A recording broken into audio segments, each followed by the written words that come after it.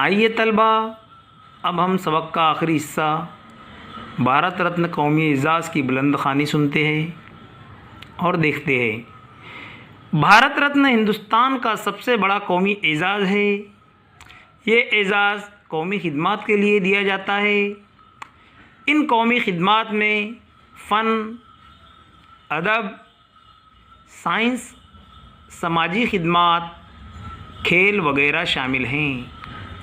भारत के पहले सदर जमहूरिया डॉक्टर राजेंद्र प्रसाद ने 2 जनवरी 1954 को इस एज़ाज़ के जारी किए जाने का ऐलान किया।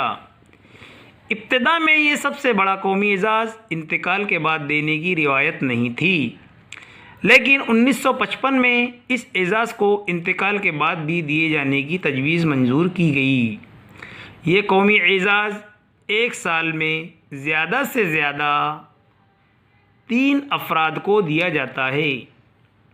पहला भारत रत्न एज़ाज़ 1954 में डॉक्टर सर्वपल्ली राधाकृष्णन को दिया गया।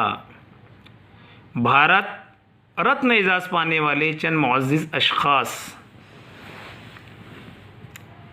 डॉक्टर राधाकृष्णन 1954 में दिया गया फ़लसफ़ी के लिए। डॉक्टर ज़ाकिर हुसैन 1963 में मुजाहिद आज़ादी दानिश्वर। ख़ान अब्दुल गफ़्फ़ार ख़ान 1987 सियासतदा मुजाहिद आज़ादी। मौलाना अबुल कलाम आज़ाद 1992 मुजाहिद आज़ादी सियासतदा, इंतकाल के बाद दिया गया। Doctor APJ Abdul Kalam 1997 साइंसदा। Lata Mangeshkar 2001 Gulkara. Sachin Tendulkar 2014 cricket खिलाड़ी। सचिन सचिन सचिन सचिन सचिन सचिन। शुक्रिया बच्चों।